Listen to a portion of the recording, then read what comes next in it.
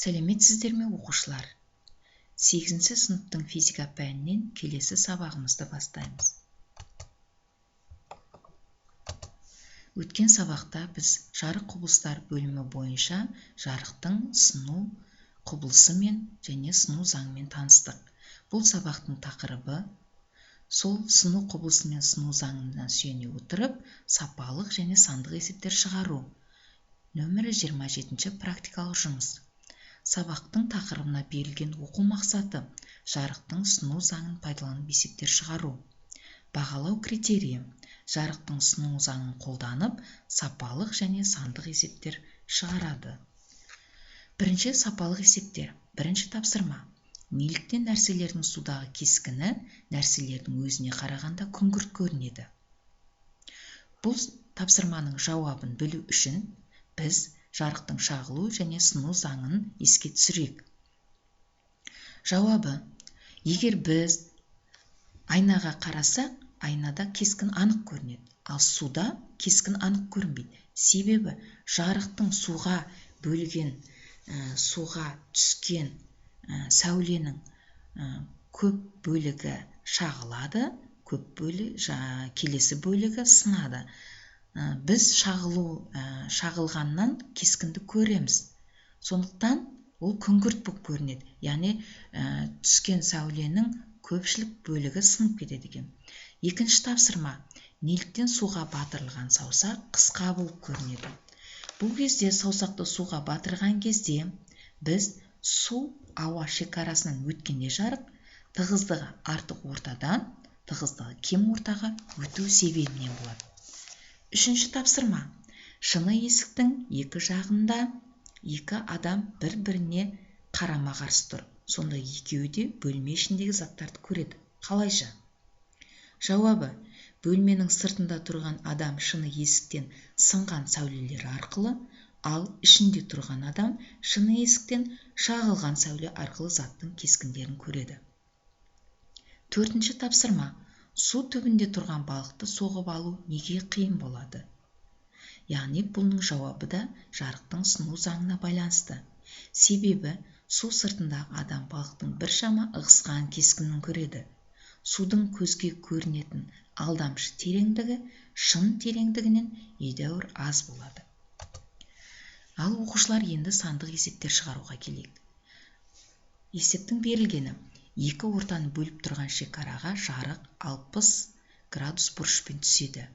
Сынған сәуле мен шағылған сәуле арасындағы бұрыш 90 градус болса, сыну көрсеткішін анықтаңыз.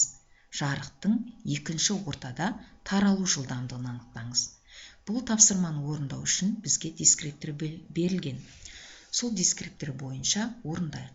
Бірінші есептің шарты бойынша сызбаны салайық. Ол үшін екі ортаны салып қояйын мен.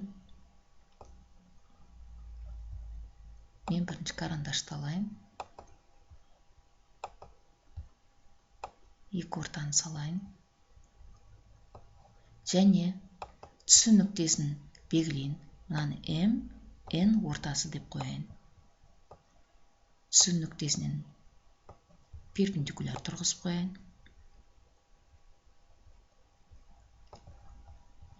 Енді жарық екі ортаны бөліп тұрған ортаға 60 градус бұрышпен түседі.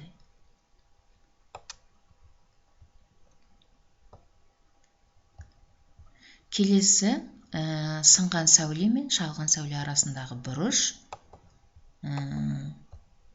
бізде 90 градусты беріп тұр. Шағылған сәулені сызайын.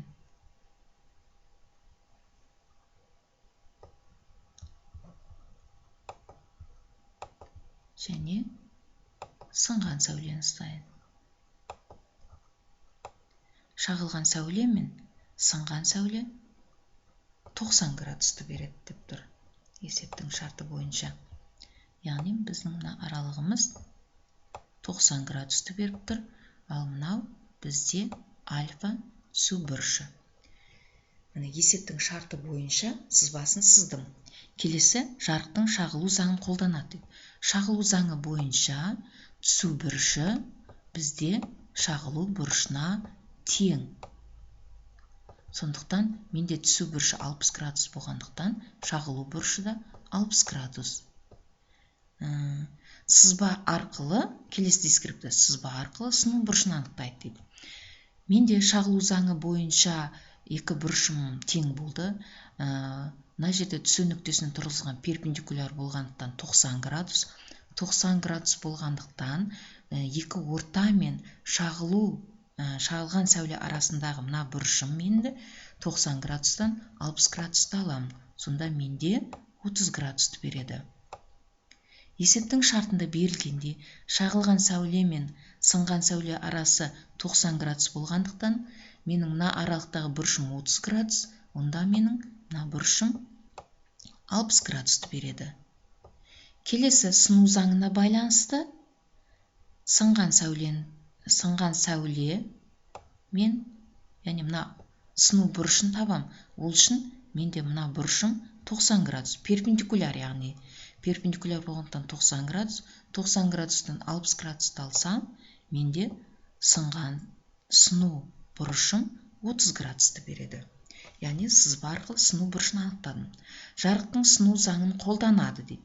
Жарықтың сыну заңында синус, яғни түсу бұрышының синусы, сыну бұрышының синусына қатынасы 30 градус қатынасы менде сыну көрсеткішіне тең. Яғни ортаның сыну көрсеткіші тең. Синус 60 градус менде 0,187 береді.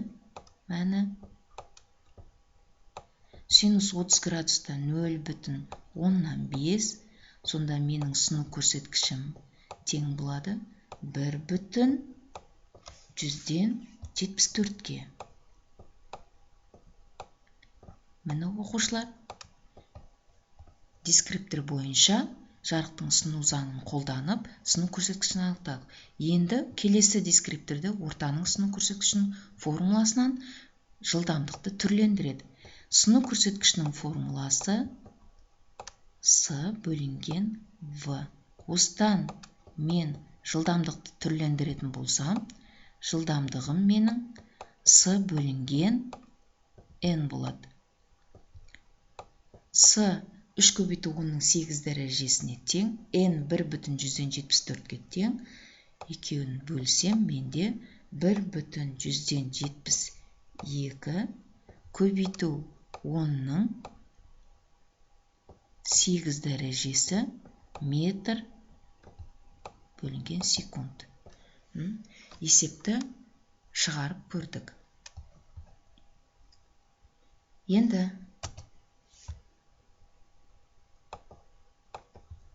келесі тапсырмаға көшейік.